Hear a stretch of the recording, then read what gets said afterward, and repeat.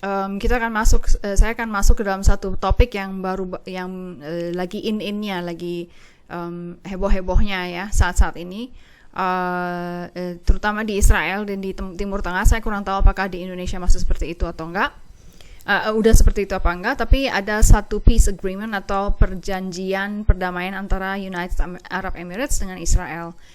Yaitu semacam diplomatic relationship ya antara kedua negara itu.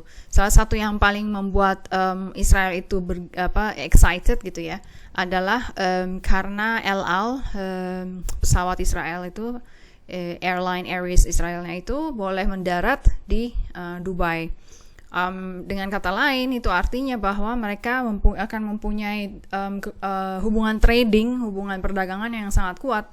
Hubungan bisnis, hubungan perdagangan akan semakin kuat karena udah boleh mendarat di Dubai, dan kedepannya akan ada embassy United Arab Emirates di Israel, dan ada embassy di Israel di sana juga. Ini it's a huge thing, itu sangat-sangat besar. Dan sebelum kita membahas bagaimana orang-orang Yahudi dan orang rabi-rabi Yahudi, terutama yang ortodoks dan yang right wing, menyikapi atau melihat hal ini ya, terutama dalam hal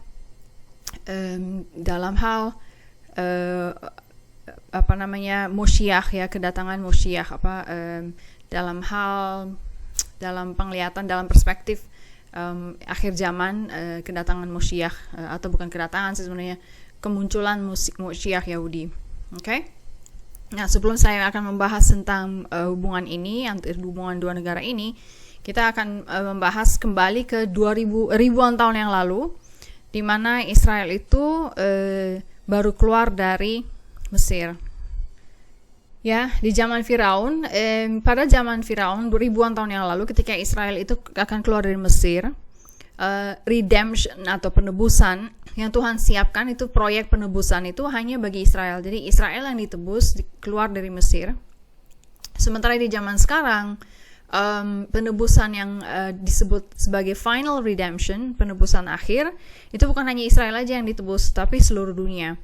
Maksudnya ditebus dari apa, akan kita bahas nanti gitu ya. Nah, tokoh pada redemption di masa lalu, pada zaman Israel masih keluar dari Mesir, adalah Musa. Tetapi tokoh yang sekarang akan tokoh yang mengeluarkan seluruh bangsa dari perbudakan segala macam ya, segala perbudakan, penderitaan, suffering, penyakit, kematian juga ya, dibebaskan dari kematian. Itu tokohnya adalah Moshiach ben David, atau Mesias anak Daud, atau keturunan Daud. Terlepas dari siapa itu, kita akan terus membahas dulu ya. Nah, jadi ada dua redemption yang terjadi di dalam dunia ini, yaitu redemption yang pertama adalah redemption yang khusus skala kecil, yaitu di mana orang Israel atau bangsa Israel yang ditebus atau redeem. Sementara sekarang redemptionnya adalah bagi seluruh bangsa, seluruh dunia atau bangsa-bangsa ya.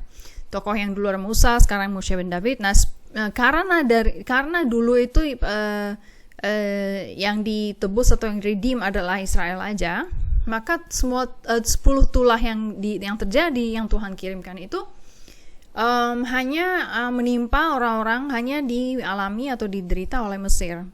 Tetapi kalau sekarang kan yang akan ditebus adalah bangsa-bangsa, jadi nggak cuma orang Israel, jadi orang Indonesia ditebus, orang-orang Singapura ditebus, orang-orang Papua, Australia, Papua Nugini, Hong Kong, orang Thailand, orang siapa aja gitu pokoknya di seluruh dunia, orang Jerman, orang Inggris, itu ikut ditebus. Nah, ditebus dari semua, dari perbudakan segala macam lah, dari kematian, segala penyakit, dan karena targetnya adalah bangsa-bangsa, atau target penebusan adalah bangsa-bangsa, maka target dari tulah atau dari 10 tulah yang terjadi di Mesir itu adalah bangsa-bangsa juga, walaupun bukan bangsa-bangsa seluruhnya, artinya itu terjadi di daerah atau dari daerah teritorial bangsa-bangsa yang akan ditebus gitu ya, yang sebagian orang-orang yang akan ditebus. Okay? Nah, karena final redemption ini, Final redemption ini mengikuti blueprint atau master plan yang terjadi di Mesir. Artinya apa yang terjadi di Mesir terhadap Israel itu menjadi cetak birunya, blueprintnya atau master plan dari final redemption yang sekarang terjadi di seluruh dunia. Dengan kata lain, apapun yang terjadi pada Israel atau pada Mesir dulu akan terjadi pada bangsa-bangsa sekarang, tapi skala besar dan tidak cuman Mesir aja, tapi seluruh bangsa yang akan alami. Okay? Entah bergantian, entah bersamaan, we don't know. Maksudnya itu tergantung dari tulahnya. Nah, seperti yang pernah kita bahas, kayaknya belum pernah saya bahas, tapi seperti yang kita tahu gitu ya, ada 10 tulah ini, blood atau darah ya, air menjadi darah, frogs atau katak atau yang tsifardea yang keluar dari air atau sungai-sungai, lice dalam bahasa Indonesia saya nggak tahu, kalau nggak salah namanya serangga apa kalau nggak salah ya. Tapi yang dimaksud dengan kinim dalam bahasa Ibrani adalah lice atau kutu. Jadi kutunya itu menyerang semua manusia, cattle, ternak, binatang, dan seterusnya. Terus arov itu sebenarnya berasal dari kata berbagai macam. Arov itu artinya berbagai macam. Jadi ada flies, ada apa itu namanya, semua serangga-serangga atau insek-insek yang berterbangan. Disease and livestock, dever itu adalah penyakit ya, yang menimpa ternak. Terus ada shikhin itu adalah boils itu apa ya namanya, kayak bisul, cuman parah dan sakit gitu. Terus hail and thunder, barad, locusts, arbe itu artinya banyak. Tidak disebutkan ketika itu binatangnya apa, tapi dari tradisi kita tahu bahwa itu locusts. Kemudian ada khoshech, yaitu darkness, dan ada death of the firstborn. Jadi kematian atau makat bekhorot, yaitu kematian dari semua anak sulung dan semua anak sulung dari binatang maupun dari manusia. Okay? Saya mau kasih satu bukan bayangan sih, saya kasih set foto-foto dan video. Ini nanti bisa dilihat sendiri nanti. Yang menunjukkan bagaimana 10 tulah itu yang terjadi di Mesir sekarang pun sedang melanda bangsa-bangsa, dan itu nggak cuma satu apa dua, jadi seluruhnya gitu.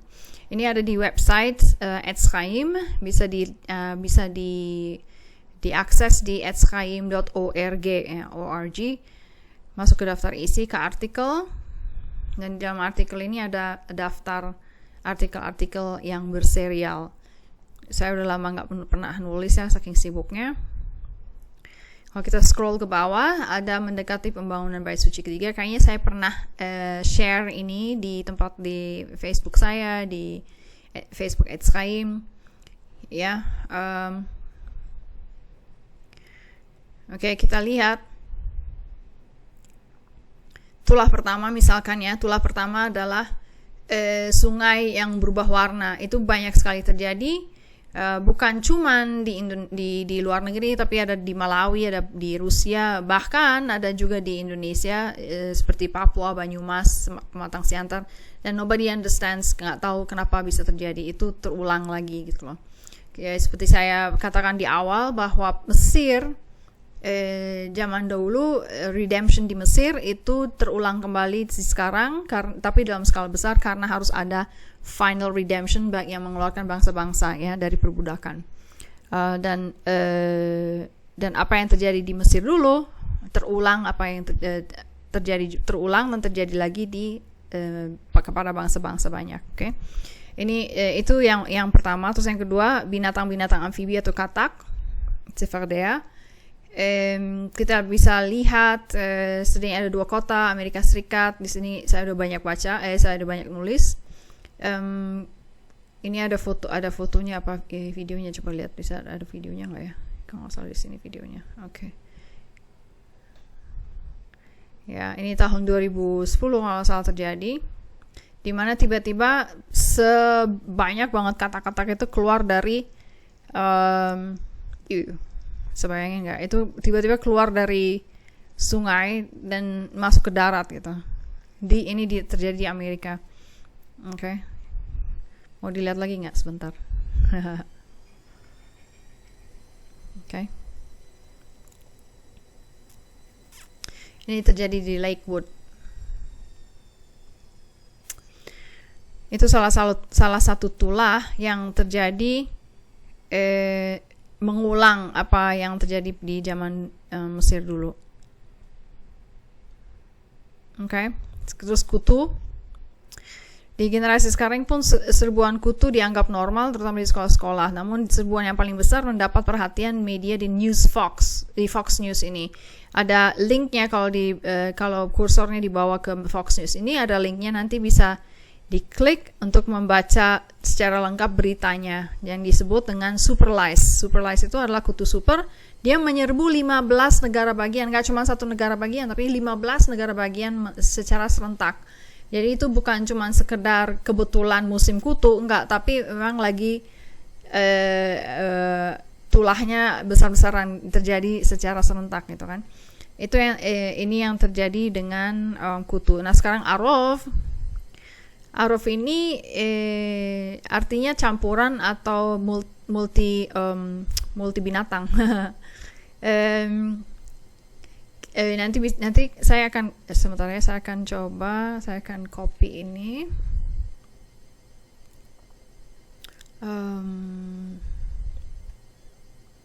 Saya akan copy linknya, nanti setelah acara bisa cek. Saya taruh di chat masing-masing ya, bisa dicek di chatnya.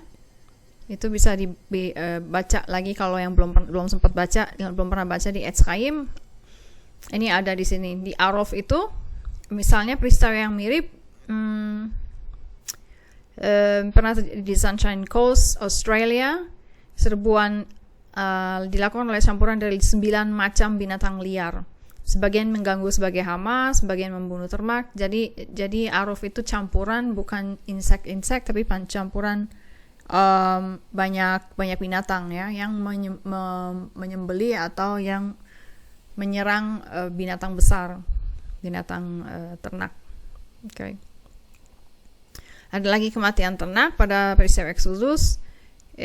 Tuhan itu memukul ternak-ternak Mesir sehingga terjadi kematian massal dalam waktu yang sangat singkat. Di generasi kita ini, National Geographic ternyata pernah membuat laporan bahwa statistik kejadian kematian massal binatang dan ternak semakin tinggi. Kematian sudah mencapai angka miliaran binatang. Beberapa kasus bahkan menghapus 90% dari populasi jenis mereka. Okay. Ini internetnya saya lagi tidak stabil. Laporannya bisa diklik di sini, ada linknya, itu laporan dari National Geographic, bisa diklik linknya. Jadi saya nggak ngarang-ngarang, ini memang ada linknya, ada artikelnya. Mass animal die-offs are on the rise, killing billions and raising questions. Mereka bertanya-tanya kenapa kok bisa mati secara mendadak, dan matinya itu langsung jebret gitu, mati aja gitu. Itu kematian ternak. Kemudian boils adalah disebutnya dengan bisul, tetapi mungkin lebih ke boils itu ya, dia lebih parah ya. Dan ketika dulu itu disebut dengan bubonic plague. National Geographic baru ini melaporkan bahwa sebuah penelitian ilmiah berhasil menelusuri asal dari sebuah penyakit bernama bubonic plague, yaitu Mesir kuno. Pertama kali, ini ada linknya lagi, bisa klik di sini National Geographic. Pertama kali ada epidemi besar-besaran dari bubonic plague ini adalah sekitar abad ke-14 yang membunuh lebih dari 25 juta penduduk dunia, ya, terutama di Eropa. Kejadian ini lebih dikenal dengan nama Black Death. Baru-baru ini juga saya baru baca artikel, kalau nggak salah Leo yang share ya di Facebooknya, bahwa ternyata bubonic plague-nya itu balik dari yang itu kan sebenarnya udah lama ada, dan ternyata dia balik lagi di Cina. Yang coronanya belum selesai, udah ada yang lain gitu. Capek banget ya. Kita kayaknya nggak terbang lagi deh, kayaknya udah nggak berliburan ke luar negeri lagi habis ini ya. Kebanyakan penyakit dan kebanyakan tulah. Oke, itu boils. Oke. Nah, berikutnya adalah hujan es. Pada zaman Exodus, hail atau hujan es adalah sangat unik, yaitu es yang jatuh dari langit mengandung api di dalamnya. Oke. Nah, hujan es yang baru-baru ini terjadi, bukan baru-baru ini, yang terjadi di zaman kita, yang salah satu yang terbesar itu mengakibatkan kerugian sebesar 18 juta US dollars. Kerugiannya gara-gara hujan es ini, dengan batu es yang berjatuhan sebesar kira-kira 8 cm dalam diameter, gede banget. Itu terjadi di Sydney bulan Desember 2018. Itu belum lama, itu kira-kira belum ada 2 tahun yang lalu. Dan bisa kita lihat videonya di sini. Saya akan putar sedikit.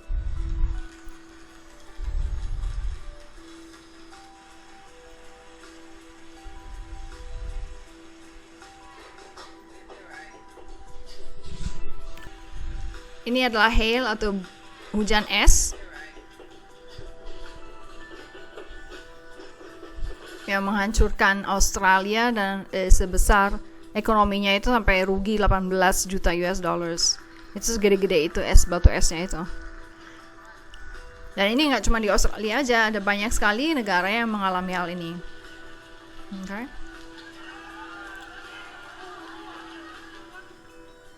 Alright. Oke, so itu yang tentang hujan es. Nah, ada juga belalang, dan beberapa kali kan kita udah akhir-akhir ini melihat betapa banyak sekali belalang yang menyerang negara-negara. Ya, kalau yang Muslim nggak usah merasa tersinggung gitu. Nggak cuma Arab doang kok atau Mesir doang, banyak yang seperti itu. Dan ini nggak ada maksud untuk memojokkan satu agama tertentu. Semua bangsa mengalami belalang, serbuan belalang. Banyak bangsa, nggak cuma dia doang. Jadi ada di Madagaskar, ada di Trinidad, di serangan yang paling baru terjadi di Mekah. Ini bisa dibaca di Etz Chaim. Okay.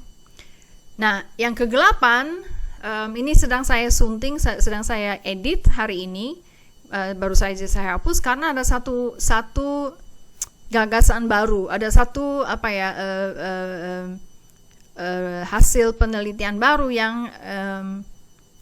yang menjelaskan tentang kegelapan. Kegelapan kalau zaman dahulu, zaman Mesir, kegelapannya itu kan dalam bentuk tulah kegelapan itu terjadi seperti apa ya? Kayak itu gelap sama sekali dan orang Mesir nggak bisa melihat, tapi orang Israel bisa melihat.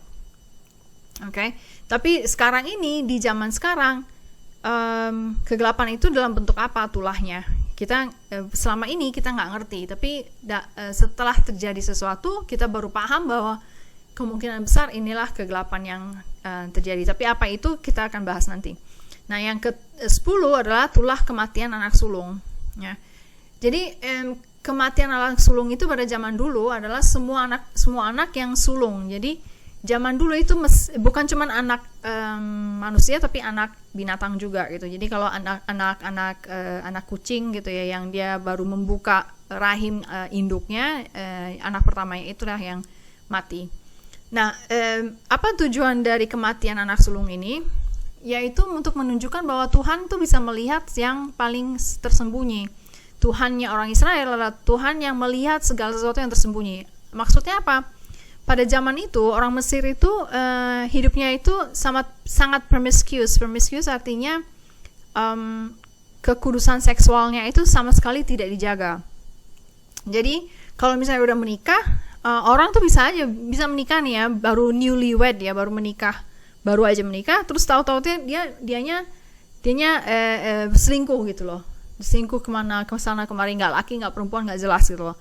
Tapi anak sahnya dari pasangan ini ya baru datang misalnya setahun kemudian, ya itu ada juga gitu loh. Nah kalau sampai ketika pada zaman tulah kematian anak sulung itu, yang mati itu bukan cuman yang anak sahnya itu, tapi anak selingkuhannya si laki-laki kalau dia anak pertama, dan anak selingkuhannya yang perempuan kalau buat lakinya itu anak pertama. Pokoknya semua yang anak pertama, yang pertama kali membuka rahim ibunya itu dia mati.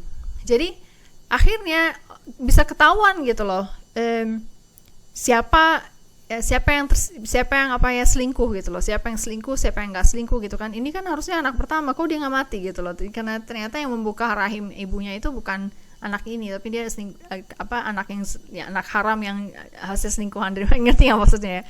Jadi dan itu yang menyebabkan akhirnya Tuhan ditakuti oleh bangsa Mesir karena mereka melihat bahwa Tuhan yang orang Israel ternyata bisa melihat yang tersembunyi. Apa yang kita lakukan sembunyi-sembunyi sampai punya anak dan hamil gitu ya. Tuhan bisa tahu sampai dia menghukum, dia membunuh anak sulung, anak pertama yang membuka rahim ibu itu. Oke. Terus misalnya kalau ada ibu yang kayaknya baru pertama kali nikah gitu ya, baru nggak pernah nikah sama sekali, belum pernah punya anak, ternyata anaknya nggak mati gitu loh. Kok bisa? Karena ternyata anaknya itu dia pernah punya anak tapi diaborsi. Nah gitu kan, ketahuan deh gitu loh. Jadi hal-hal seperti itu yang akhirnya membuat seluruh orang Mesir itu gempar ketika itu. Nah pada zaman sekarang bentuknya apa tulah kematian anak sulung ini? Nggak perlu mati untuk bisa menunjukkan bahwa yang ini anaknya siapa gitu. Karena sekarang itu ada DNA test yang sehingga kalau kita bisa mentes DNA dan mengirim tes DNA-nya dari Indonesia, for example, ke Amerika atau ke Israel, ketahuan deh gue bukan anaknya bapak gue misalnya, atau ketahuan deh gue ternyata anaknya orang yang bukan ketahuan gitu loh, ketahuan siapa punya anak siapa gitu, yang mana itu punya. Jadi ketahuan semuanya dari DNA testnya ini. Dan itu yang terjadi sekarang, itu bentuknya itu adalah bentuk tulah kematian anak sulung itu sekarang adalah bentuknya ini, dalam bentuk DNA test yang membongkar semua rahasia kejahatan atau kepermiskiuan ya, atau penyelewengan seksual yang terjadi di dunia ini. Oke? Nah, sekarang kita kembali ke kegelapan. Nah, kegelapan itu dalam bentuk apa kalau sekarang? Kita kan nggak pernah melihat ada satu bangsa yang benar-benar gelap luar biasa sampai nggak ketahuan gitu. Sebentar, ini saya pindahin dulu.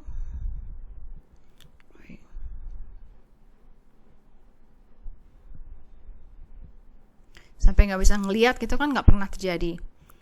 Oke?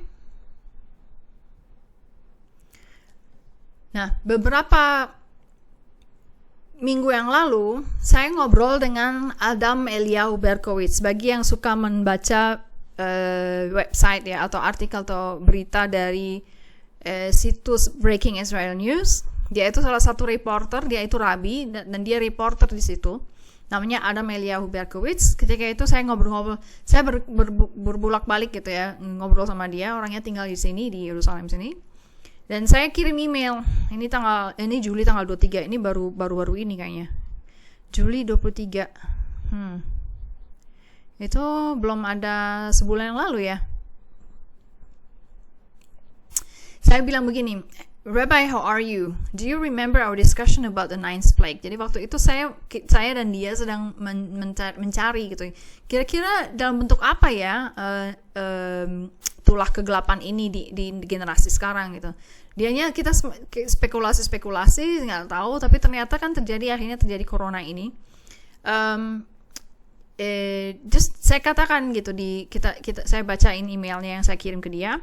The darkness you said was used by God to kill off the Jews that did not want to leave Egypt. Jadi gini, kenapa Tuhan mengirimkan tulah kegelapan?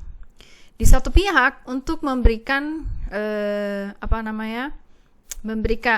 memberikan point ya, memberikan pengajaran kepada siapa Mesir bahwa dialah yang punya terang, yang memiliki terang, dialah yang memiliki segala kebenaran. Jadi mereka itu buta sama sekali, nggak bisa ngeliat apa-apa, tapi orang Yahudi bisa ngeliat. Orang Israel ketika itu dia bisa lihat, kalau dia pergi pun ke rumahnya orang Mesir, dia bisa masuk ke dalam rumahnya, bisa ngeliat segala macam, sementara orang Mesir nggak bisa ngeliat mereka gitu.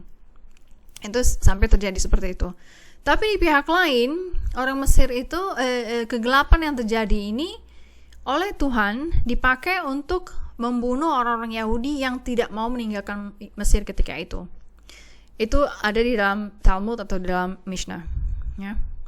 Dikatakan bahwa yang pergi dari Mesir itu hanya sekitar berapa juta orang Israel yang keluar, tetapi sisanya itu anti-Israel atau anti-Eretz Israel, anti the land of Israel, anti yang tidak setuju dengan Zionism, ya, tidak percaya Zionism. Jadi orang yang bukan religious Zionists, ya, atau Zionis agama gitu.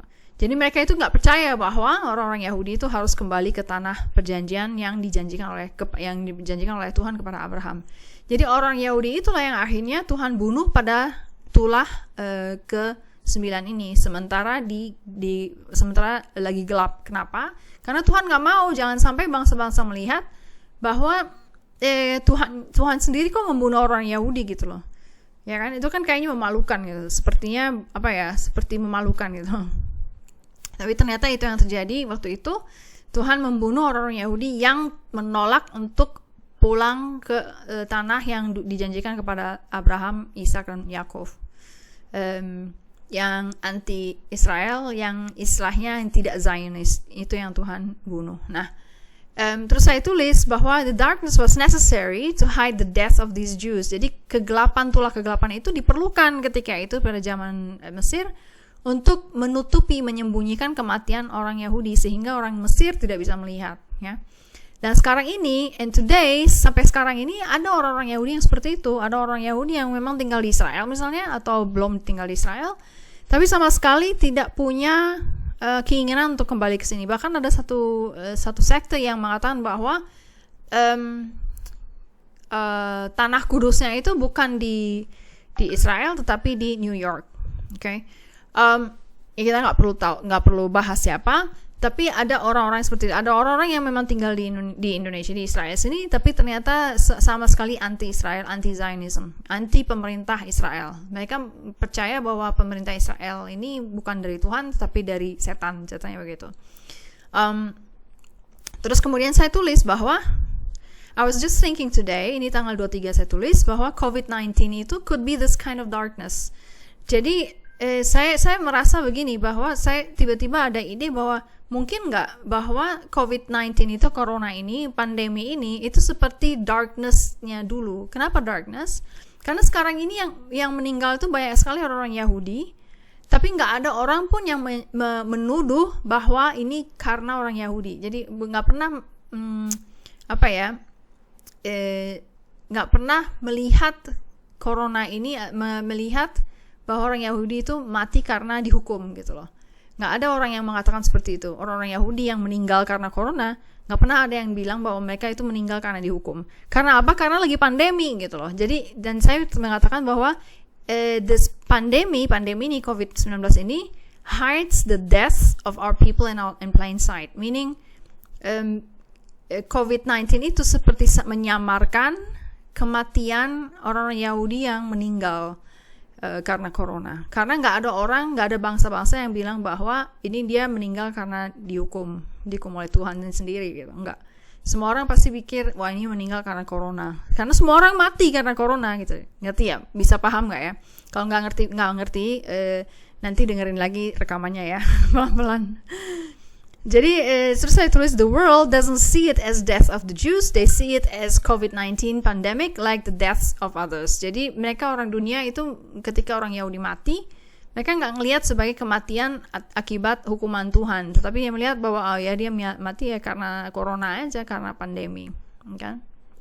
Jadi kemudian waktu saya tulis itu, saya kirim ke Adam Eliyahu Berkowitz. Adam itu nama sekulernya ya, dan nama Adam sekuler dan Yahudi sebenarnya, tapi di sini dia dikenalnya sebagai Eliyahu Berkowitz. Dan Eliyahu Berkowitz bilang gini, wow, yes, COVID could be like the plague of darkness, kata dia gitu. Bahwa ternyata COVID itu bisa menjadi seperti tulah kegelapan. Dan saya ngomong juga kepada Rabbi Tovia Singer dan mengatakan dia percaya seperti itu, bahwa Corona 19 ini benar-benar seperti membunuh, bukan membunuh ya, seperti tulah yang mengejar orang-orang yang anti-Zionist, anti-Israel, anti-Israel, anti-Zionist. Kemudian dia bilang gini, what is for sure is it is the hand of Hashem. Kita tahu pasti bahwa corona ini adalah tangannya Tuhan. Jadi terlepas dari apakah dia tulah atau enggak, kita udah tahu bahwa ini tangannya Tuhan. Nah sekarang dia mengatakan bahwa any Jew, sekarang ini ada satu Mishnah di Eduyot yang mengatakan bahwa saat ini kalau if there's any Jew, kalau ada Jew, orang Yahudi who does not return now has a total heart of stone. Kalau ada orang Yahudi yang merasa bahwa dia nggak perlu aliyah sekarang, tidak perlu kembali ke tanah Israel sekarang, dia seperti punya hati yang hati dari batu. Ya, dan itu ada di dalam Mishnah di Eduyot. Dan dia mengatakan bahwa saya harus ngomong dengan Rabbi Yehuda Glick. Bentar.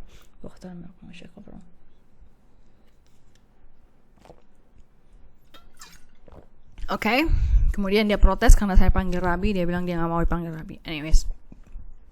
Nah, kenapa saya mengatakan seperti itu? Kenapa saya sampai kepada satu pemikiran bahwa COVID ini bisa jadi adalah kegelapan, tulah kegelapan yang seperti di Mesir. Karena COVID ini di Israel itu yang aneh adalah Israel itu yang kena COVID dan yang meninggal itu justru dari dari daerah-daerah yang ultra ortodoks, bukan dari sekuler. Misalnya gini, ini ada berita dari The Jerusalem Post. Dia katakan bahwa ada 21 ada 4 red cities, kota-kota zona merah di Israel, dan ada 21 kota-kota zona oranye. Jadi merah itu benar-benar yang parah banget coronanya, yang oranye itu yang nomor 2. Nah, yang merah itu adalah yang pertama, number 1 adalah Bnei Brak. Itu aneh banget. Bnei Brak itu daerah yang religiousnya minta ampun, religious dan Haredi dan ultra ortodoks. Gitu, pokoknya tinggi banget lah, ultra ortodoks. Orang berpikir kalau memang Tuhan ini mau menghukum, harusnya menghukum. Kenapa nggak dihukum? Yang dihukum itu orang-orang. Kenapa yang dihukum itu bukan orang-orang yang di Tel Aviv misalnya, yang hidupnya berantakan lah misalnya, atau minum-minum mulu dan ini mulu segala macam. Tunggu sebentar, saya mau matikan ini dulu. Saya mau matikan ini, berisik.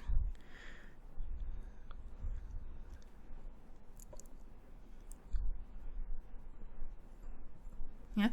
Tapi di Bnei Brak itu justru adalah orang-orang ultra ortodoks yang anti-Zionism. Mereka ada satu bagian section di dalam Bnei Brak sendiri yang satu village-nya itu melarang anak-anaknya untuk ikut IDF. Sama sekali menolak untuk ikut IDF, tidak mendukung nasionalisme, tidak boleh. Kalau misalnya ada hari kemerdekaan Israel itu kan mereka demo ya, bukan demo apa sih, kasih show. Jadi show pesawat tempur gitu ya, berterbangan di langit Yerusalem.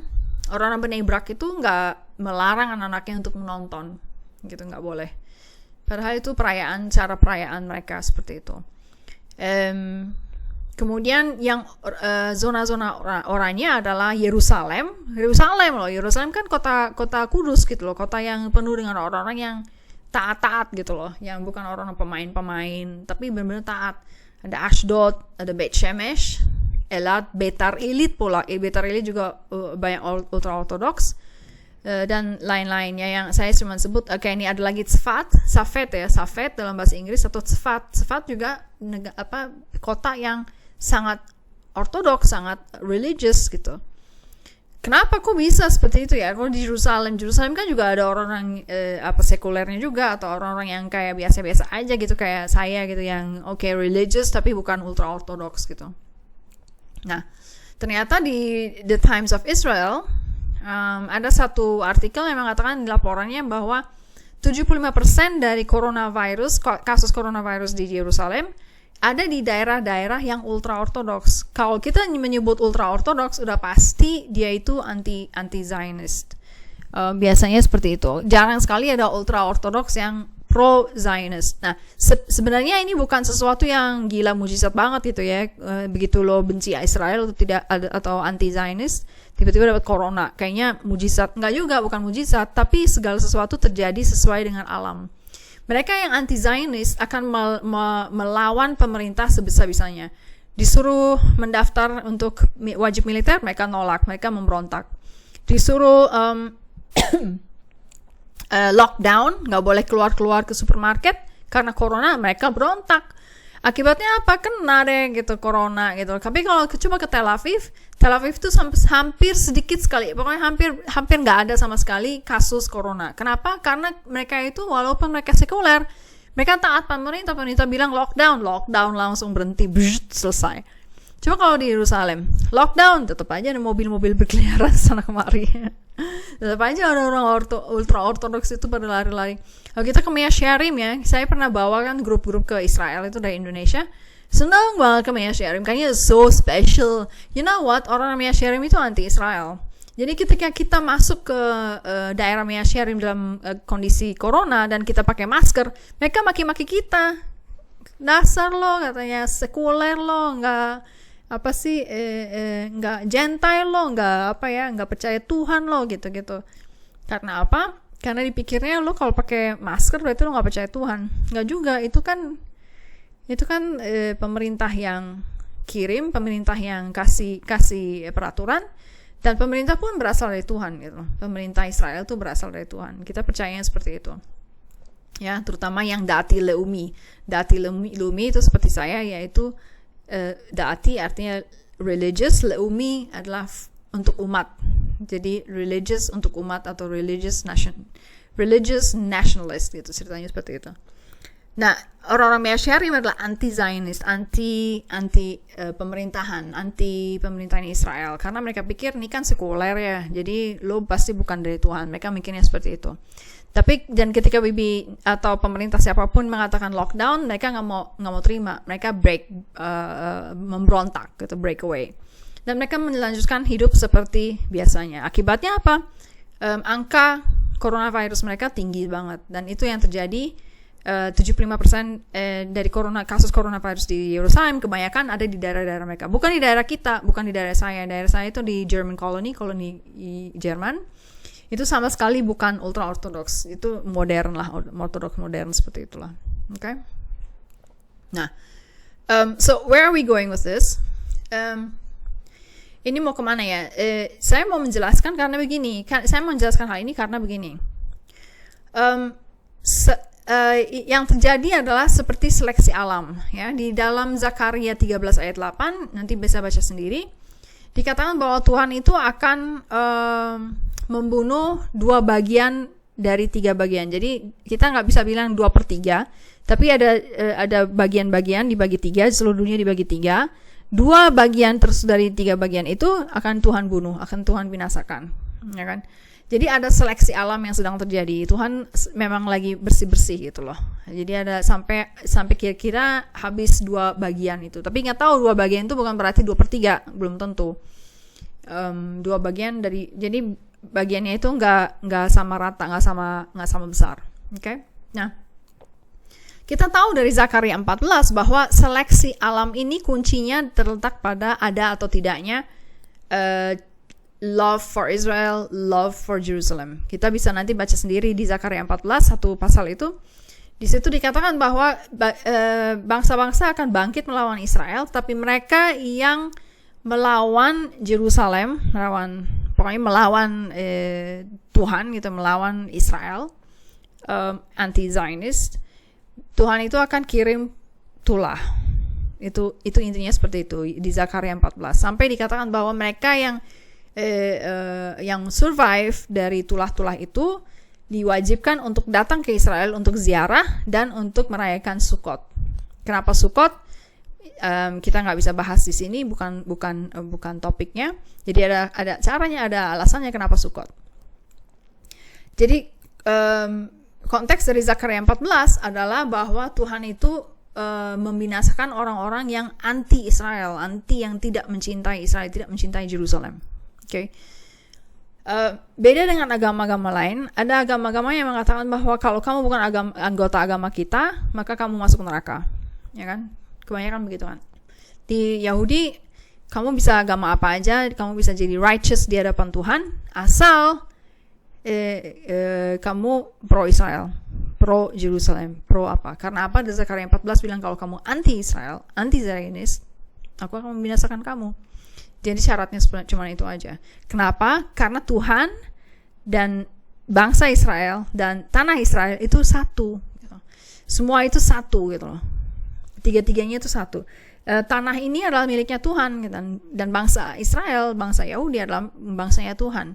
Melawan satu berarti melawan Tuhan. Melawan tanahnya, melawan negerinya berarti melawan Tuhan. Tuhan yang pilih kok. Ini tanahnya dia. Melawan bangsanya berarti melawan Tuhan. Kenapa? Tuhan yang milih gitu. Dan melawan Tuhan ya sama aja melawan semuanya gitu. Jadi intinya seperti itu, oke? Itu kunci dari seleksi alam. Nah, ketika United Arab Emirates itu memilih untuk align untuk berteman atau berpihak pada Israel, itu sesuatu yang itu tindakan dia yang tepat waktu banget. Karena pas di musim COVID ini. Ya kan? Di musim COVID-19 ini yang adalah musim di mana Tuhan lagi memfilter, lagi memisah-misahkan yang mana nih yang pro Israel, yang mana nih yang enggak gitu. Ini prediksi saya kayaknya United Arab Emirates ini walaupun dia udah membuka border bagi Israel, dia nggak akan banyak kasus coronavirusnya. Itu prediksi saya. Tapi bagi saya dan Eliyahu Berkowitz ketika itu waktu kita mendiskusikan, kita juga diskusikan via telepon, itu menarik sekali bahwa dia itu United Arab Emirates mengambil tindakan untuk berpihak pada Israel atau membuka hubungan dengan Israel, perdamaian ada perjanjian perdamaian dengan Israel, justru di masa-masa ini, di masa-masa di mana Tuhan itu lagi pilih-pilih atau pilah-pilah. Dan saya berharap semoga Indonesia juga akan melakukan hal yang sama atau ngambil langkah yang sama. Kalau enggak, coronavirusnya akan berantakan banget kayaknya. Akan parah banget. Okay? Alright, so apa signifikansinya? Apa keuntungan atau kepentingan ini? Apa pentingnya gitu loh bahwa United Arab Emirates itu punya perjanjian damai? Ada di dalam Genesis 25 atau Kejadian 25, perlu diketahui dulu ya sebelum kita masuk ke Kejadian 25, Torah itu adalah master plan atau blueprint dari apa yang terjadi sekarang. Apapun yang terjadi di Kejadian 25 itu menjadi foreshadow atau bayangan atau nubuat ya, atas apa yang akan terjadi di generasi kita.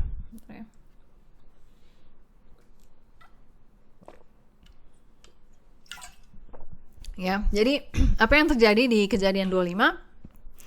Kita tahu bahwa Abraham itu kan mengusir Ishmael dan Hagar waktu Yitzhak udah lahir dan ada kejadian sesuatu, kita nggak akan bahas itu ya.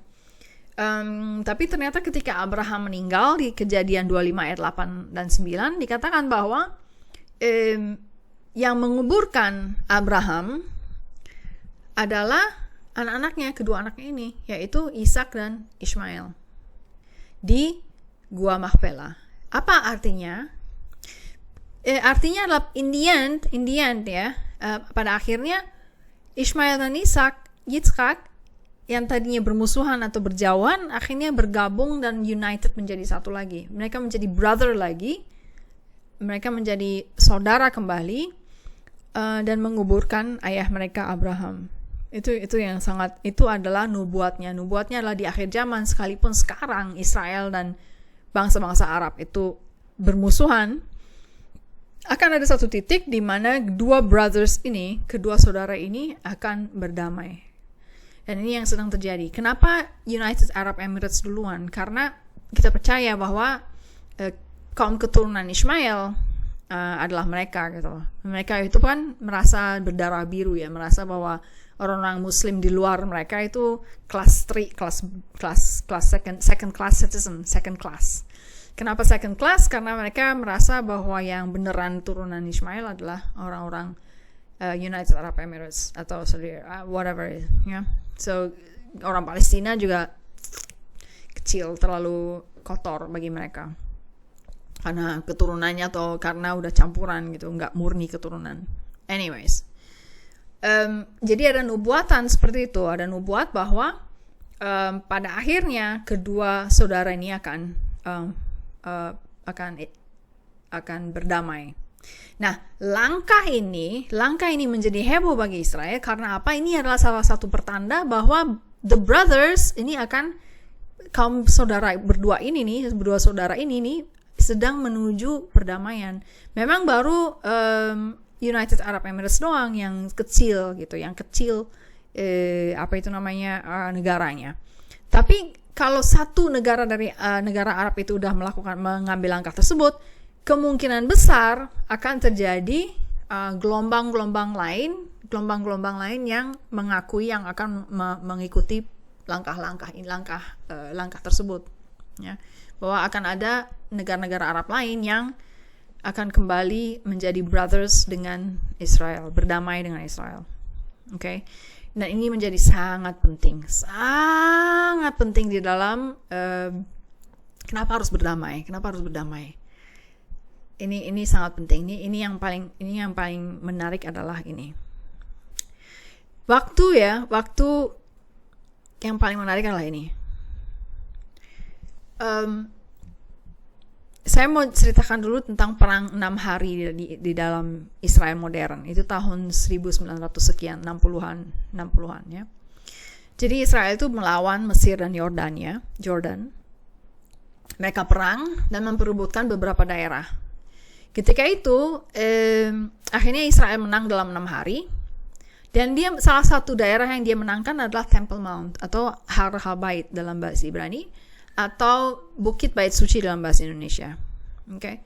Har HaBait ini atau Bukit Bait Suci ini akhirnya dikuasai oleh Israel, dan Jordania akhirnya mengakui kalah, dia menyerahkan Temple Mount tersebut. Tapi entah kenapa pemerintahan Israel ketika itu akhirnya memberikan kepada Yordania otoritas untuk menguasai secara Islam.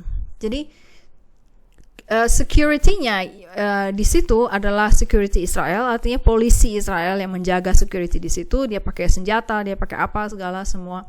Tetapi yang mengatur jadwal siapa yang naik, siapa yang boleh ini, siapa yang boleh itu, siapa yang boleh kesini, ke situ adalah wakaf Yordania. Jadi itu sebabnya di dalam Temple Mount atau di Har HaBait, ya, di Har HaBait sekarang, atau di tempat di Dome of the Rock itu, yang tempat Al-Aqsa ini, dan tempat kubah suci ini, kubah emas ini, mereka yang menguasai dan mereka yang menentukan bahwa orang Yahudi itu nggak boleh naik dan berdoa di situ. Orang Yahudi itu hanya boleh berdoa 1 jam dalam 1 hari. Di pagi hari 2 jam dari jam 8 sampai jam 10 atau 9 jam 11, dan 1 jam lagi atau 1,5 jam lagi dari jam 1.30 sampai jam 3 sore. Cuman itu aja. Dan hanya boleh masuk melalui satu gerbang, satu pintu aja. Yang lain, yang Muslim dan yang non-Muslim tapi bukan Yahudi, boleh masuk melalui pintu mana aja, dan boleh masuk pada jam berapa aja. Orang Yahudi nggak boleh bawa buku sidur, buku doa. Dia nggak boleh bawa Alkitab, dia nggak boleh bawa Torah, dia nggak boleh berdoa di situ, di atas itu. Kalau sampai dia kelihatan komat kamit, itu wakaf Yordania atau polisi otoritasnya Yordan atau otoritas Muslimnya Yordania itu akan bikin masalah. Dia nggak bisa arrest, dia nggak bisa tangkap, ya kan? Secara politik, secara security, yang bisa menangkap adalah polisi Israel. Tapi mereka yang akan bikin masalah, mereka yang akan teror, mengatakan bahwa kita nggak boleh berdoa di situ. Orang Yahudi tidak boleh berdoa. Di situ ada satu water fountain, ya, atau tempat minum, ya, di mana orang bisa tekan tombol terus airnya muncul terus kita minum. Semua orang boleh minum, tapi kalau kamu Yahudi nggak boleh minum. Dan ini satu kenyataan yang orang nggak ada yang tahu. Okay? Jadi itu wakafnya Yordania yang menguasai daerah itu, walaupun security-nya adalah security Israel. Nah sampai sekarang ada sekelompok orang lah, terutama para aktivis Temple Mount atau Harabait atau Bukit Bait Suci, di mana mereka itu berpikir begini, kok bisa ya, kita kan udah berdaulat di atas Temple Mount tersebut, tapi kok yang menguasai seluruhnya itu adalah si Yordania masih gitu loh. Tapi ada satu cerita di dalam 2 Samuel 24 ayat 18 dan 28, nanti bisa dibahas dibuka sendiri ya, di 2 Samuel 24, di mana Daud itu membeli sepotong tanah. Oke. Kita back up dulu ke belakang, kita mengasih tahu bahwa Raja Daud itu kan dia mengconquer atau menguasai daerah Israel dengan cara berperang, ya kan? Dia membawa pasukan memerangi satu negara atau satu kingdom atau kerajaan, dan akhirnya menaklukkan kerajaan itu, dan itu menjadi bagian dari kerajaan dia. Itu Raja Daud, oke? Itu yang terjadi. Siapapun di sekeliling kerajaan Israel ketika itu zamannya dia yang menaklukkan negara-negara lain, dan dia yang memasukkan negara-negara itu menjadi bagian dari negara kerajaan Israel sesuai dengan cara apa? Dengan cara perang. Tetapi di pasal 2 Samuel, di kitab Samuel kedua, pasal 24 ayat 18 sampai 25, Daud tidak menaklukkan Temple Mount, daerah Harabait, daerah Bukit Bait Suci itu, dia tidak menaklukkannya dengan perang. Di situ, di pasal itu, di 2 Samuel itu, kita membaca bahwa ternyata Daud itu membeli tanah tersebut. Ketika orang tersebut mau memberikannya dengan gratis, udah ambil aja gitu ya. Dia bilang, saya nggak mau ambil gratis, saya membeli gitu. Jadi maksudnya apa? Kenapa dia nggak bisa membeli? Karena secara hukum alam, secara hukum Torah, secara hukum alam ya, hukumnya Tuhan, Temple Mount itu begitu sucinya sehingga kita tidak bisa mengambil atau menaklukkan daerah itu dengan perang. Itu sebabnya Daud itu membeli supaya melalui peace, melalui perdamaian itu tanah itu bisa diambil alih atau ditaklukkan oleh Daud. Okay. Nah, terus kemudian saya berpikir saya ngobrol dengan banyak rabi, dan pemikirannya seperti ini. Mungkin itu sebabnya tahun 1960-an itu, ketika Israel mengalahkan Yordania dan akhirnya menaklukkan Harabait atau Bukit Bait Suci, walaupun sudah ditaklukkan, tetap aja mereka tidak memiliki otoritas yang berarti di atas gunung itu. Gitu. Itu kan bentuknya bukit ya, di atas gunung atau bukit itu. Orang Yahudi itu tetap aja tidak bebas berkeliaran di situ. Sekalipun security-nya adalah Israel, orang Yahudi tetap aja tidak boleh minum dari air di situ. Orang Yahudi tetap aja nggak boleh berdoa di situ. Orang Yahudi tetap aja nggak boleh seenaknya datang dan pergi seperti orang-orang Muslim. So why is that? Karena apa ya? Karena tanah itu diambil atau ditaklukkan oleh Israel zaman modern melalui perang. Satu-satunya cara untuk menaklukkan daerah itu sehingga akhirnya kembali ke tangan orang Yahudi sehingga dia pun bisa berdoa di sana, hanyalah dengan cara perdamaian. Dan ini sedang menuju ke sana. Karena ada perdamaian antara satu negara Arab pertama dengan Israel. Nah, keren kan? Ini udah menuju ke sana gitu loh. Jadi bagi semua orang Yahudi yang udah mendengarkan tentang berita tentang agreement ini, tentang Arab Emirates ini, semua orang menahan nafas dan tegang menunggu. Karena apa? Bagi mereka, bagi kita semua, ini berarti bahwa peace is possible, peace is on the way. Ya. Perdamaian itu antara Islam, antara orang-orang Arab, orang Ishmael, kaum Ishmael dan kaum Yakov itu atau kaum Ishak itu sedang terjadi. Perdamaian itu sedang menuju ke sana. Dan kalau sampai perdamaian itu benar-benar utuh, sampai ke semuanya itu, bahkan bukan cuma United Arab Emirates tapi Jordan juga, kalau itu sampai terjadi, Har-Habait Beyadinu. Har-Habait berarti akan berada di tangan kita. Mereka pasti akan memberikan, bukan karena merasa kalah, tapi karena perdamaian. Karena dengan damai dia berikan. Dan kalau itu dengan damai diberikan, maka Israel bisa mengambil, menaklukkan tanah tersebut, dan akhirnya Moshiach pasti muncul, dan bait suci akan didirikan.